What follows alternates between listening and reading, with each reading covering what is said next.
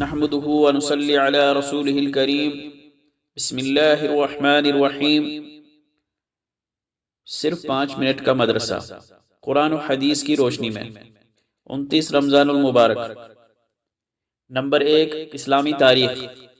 حجۃ الوداع میں حضور صلی اللہ علیہ وسلم کا تاریخی خطبہ 9 ذی الحجہ سن 10 ہجری کو جمعہ کے دن عرفات کے میدان میں، جس میں کم و بیش 1,24,000 صحابہ کرام رضی اللہ عنہم موجود تھے، رسول اللہ صلی اللہ علیہ وسلم نے ایک الوداعی اور تاریخی خطبہ دیا، جس میں آپ صلی اللہ علیہ وسلم نے فرمایا: غور سے سنو، تمہارا معبود ایک ہے اور تم سب ایک باپ حضرت آدم علیہ السلام کی اولاد ہو۔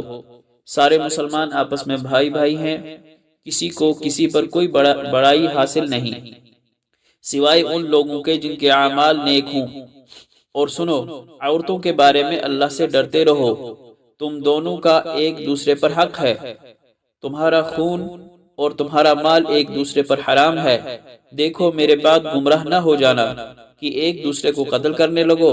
میرے بعد تمہارے لیے اللہ تعالیٰ کی کتاب اور میری پیروی سیدھا راستہ ہے، اگر اس پر مضبوطی سے قائم رہو گے تو کبھی گمراہ نہ ہوگے۔ پھر آپ صلی اللہ علیہ وسلم نے فرمایا: لوگو، کیا میں نے تم کو اپنے رب کا پیغام پورا پہنچا دیا؟ لوگوں نے عرض کیا: بے شک آپ نے پورا پیغام پہنچا دیا۔ آپ صلی اللہ علیہ وسلم نے شہادت کی انگلی آسمان کی طرف اٹھائی اور 3 مرتبہ فرمایا: اے اللہ، تو گواہ رہنا۔ خطبہ کے بعد آپ صلی اللہ علیہ وسلم ذکر الہی میں مشغول ہو گئے اور حج کے ارکان مکمل کر کے مدینہ واپس ہوئے۔ نمبر 2، اللہ کی قدرت۔ برمودا کا عجیب و غریب سمندر۔ سمندر میں ایک ایسی پر اسرار جگہ ہے جسے برمودا تکون کہتے ہیں۔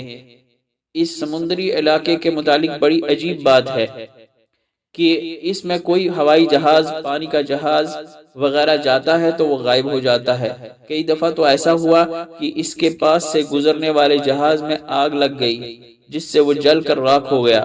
اب تک سینکڑوں ہوائی جہاز اس سمندری علاقے کے اوپر سے گزرتے ہوئے اچانک جل کر تباہ ہو چکے ہیں۔ دنیا کے سائنسداں آج تک یہ تحقیق نہ کر سکے۔ مصنوعی سیارے سیٹلائٹ کے ذریعے جو تصویر لی گئی ہے اس میں صرف کوہرا نظر آتا ہے۔ آخر دنیا کے اس حصے میں کیا ہے؟ یقیناً انسان کو اللہ کی قدرت کے آگے گھٹنے ٹیکنے ہی پڑتے ہیں اور یہ ماننا ہی پڑتا ہے کہ اس پوری کائنات کا چلانے والا اللہ ہے۔ نمبر 3، ایک فرض کے بارے میں۔ عید الفطر کی نماز واجب ہے۔ رسول اللہ صلی اللہ علیہ وسلم نے عید الفطر کے دن 2 رکعت نماز ادا فرمائی۔ نہ اس سے پہلے دن نکلنے کے بعد کوئی نماز پڑھی اور نہ اس کے بعد کوئی نماز پڑھی۔ فائدہ: عید الفطر کے دن سورج طلوع ہونے کے 20 منٹ بعد سے لے کر زوال کے درمیان تک عید الفطر کی 2 رکعت نماز ادا کرنا واجب ہے۔ نمبر 4، ایک سنت کے بارے میں۔ تکبیر کہتے ہوئے عیدگاہ جانا۔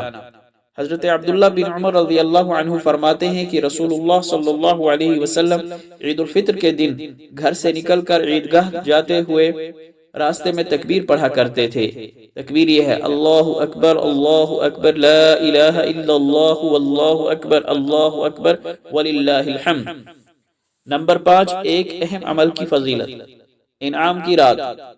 رسول اللہ صلی اللہ علیہ وسلم نے فرمایا: جب عید الفطر کی رات ہوتی ہے تو اس کا نام آسمانوں پر لیلۃ الجائزہ یعنی انعام کی رات سے لیا جاتا ہے، اور جب عید کی صبح ہوتی ہے تو حق تعالی شانہ فرشتوں کو تمام شہروں میں بھیجتے ہیں۔ وہ زمین پر اتر کر تمام گلیوں اور راستوں کے سروں پر کھڑے ہو جاتے ہیں اور ایسی آواز سے جس کو جنات اور انسان کے علاوہ ہر مخلوق سنتی ہے، پکارتے ہیں کہ اے محمد صلی اللہ علیہ وسلم کی امت، اس کریم رب کی بارگاہ کی طرف چلو جو بہت زیادہ عطا فرمانے والا ہے اور بڑے سے بڑے قصور کو معاف کرنے والا ہے۔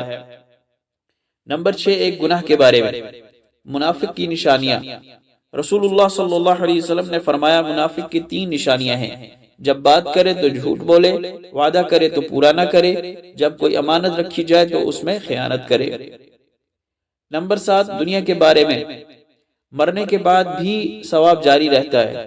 رسول اللہ صلی اللہ علیہ وسلم نے فرمایا: جب آدمی مر جاتا ہے تو اس کے عمل کے ثواب کا سلسلہ اس سے منقطع ہو جاتا ہے۔ ہاں اس کی 3 چیزیں ایسی ہیں جن کے ثواب کا سلسلہ موت کے بعد بھی جاری رہتا ہے۔ ایک تو صدقہ جاریہ، دوسرا وہ علم جس سے فائدہ اٹھایا جائے، تیسرے نیک اولاد جو اس کے لیے دعا کرے۔ نمبر 8 آخرت کے بارے میں قرآن کی شفاعت۔ رسول اللہ صلی اللہ علیہ وسلم نے ارشاد فرمایا، قرآن کریم ایک ایسا سفارشی ہے جس کی شفاعت قبول کی گئی، اور ایسا جھگڑالو ہے جس کا جھگڑا تسلیم کر لیا گیا۔ جو شخص اس کو آگے رکھے یعنی اس پر عمل کرے تو اس کو یہ جنت کی طرف کھینچتا ہے، اور جو اس کو پیٹھ کے پیچھے ڈال دے یعنی اس پر عمل نہ کرے تو اس کو یہ جہنم کی طرف دھکیلتا ہے۔ نمبر 9 طب نبوی سے علاج، آب زمزم سے علاج۔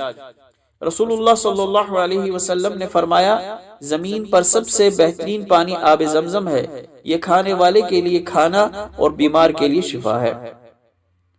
نمبر 10 قرآن کی نصیحت، عدل و انصاف کے ساتھ فیصلہ کرو۔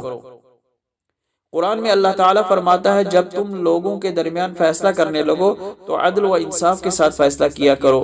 یقین جانو اللہ تعالیٰ جس بات کی تم کو نصیحت کرتا ہے وہ بہت ہی اچھی ہے۔ اللہ تعالیٰ عمل کرنے کی توفیق عطا فرمائے۔ وآخر دعوانا الحمدللہ رب العالمین۔